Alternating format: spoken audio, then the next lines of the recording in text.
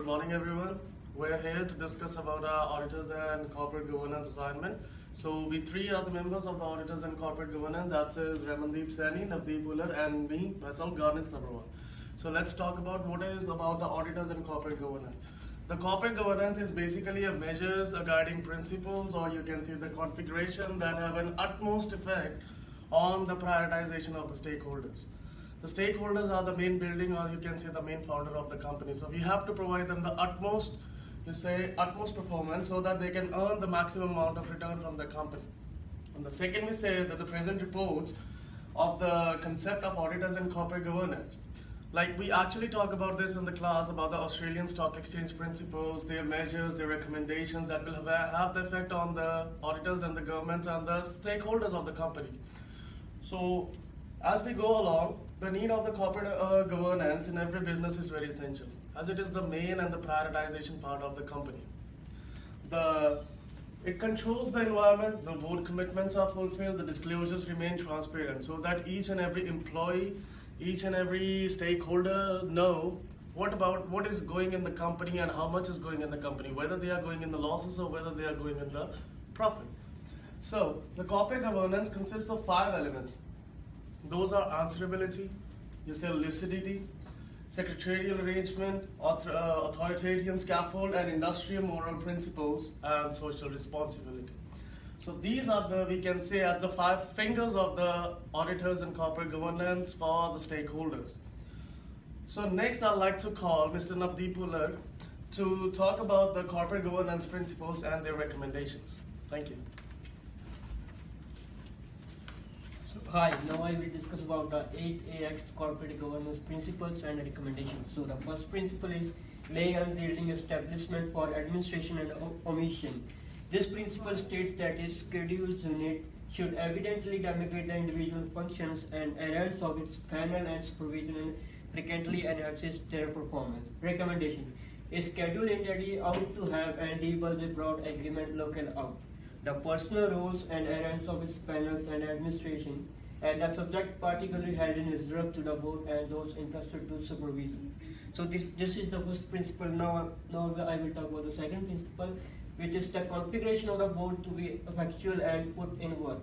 This principle states that the panel of a planned body ought to be of a suitable dimension and commonly include the skills, information, and assurance of the unit and the manufacturing in which it functions in order to facilitate to its emancipation, its obligations successfully and put in value.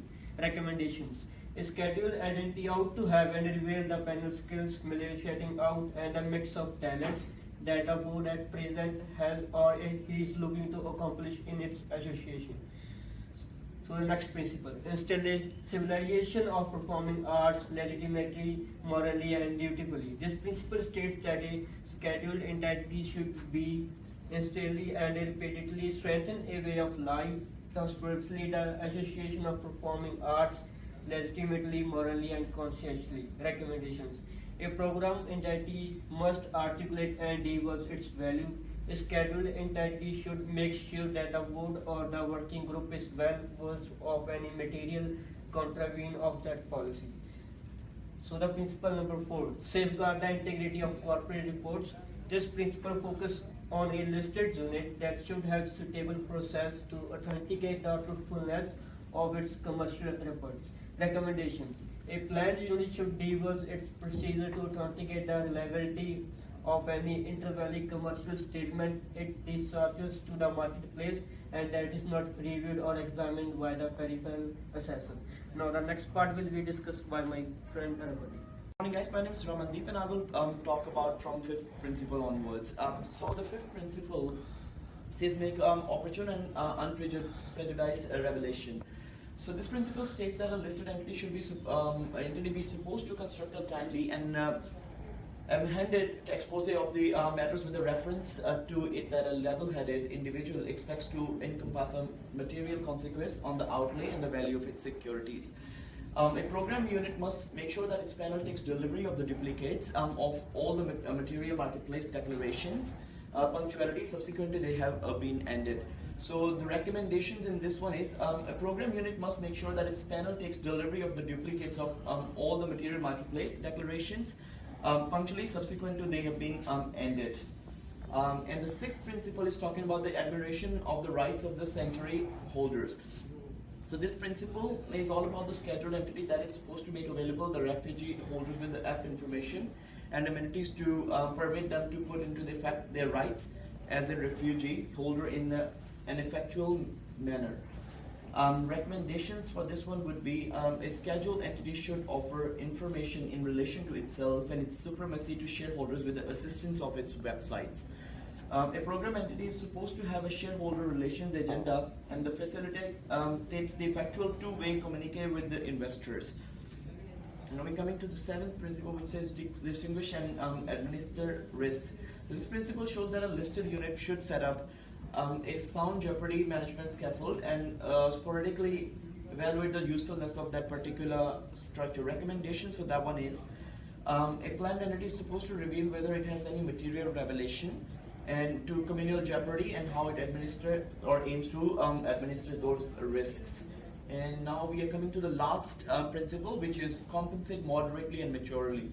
So this principle states that a program entity is supposed to be able to pay the administrator compensation adequate to catch the attention of and keep hold of high security directors and intended administrative remuneration in order to create a center of attention, stimulate and hold on to high quality of superior executives and to arrange and align their curiosity with the formation of value sanctuary holders and with the individual's value and menace eagerness. And recommendations for that one is a scheduled entity must disjointly divulge its course of action and apply concerning the compensation of non-managerial administrators and the recompense of decision-making directors. And now we come to the conclusion part of this. So this report eventually shows that no single representation can bring out the practice of good corporate governance. The ASX Corporate Governance Council has recommended 8 core principles that bring about good corporate governance, and all 8 principles are of equal significance. In a nutshell, it can be stated that adoption of the ASX governance principles and recommendations will help the companies to run effortlessly years after years. Thank you very much, guys.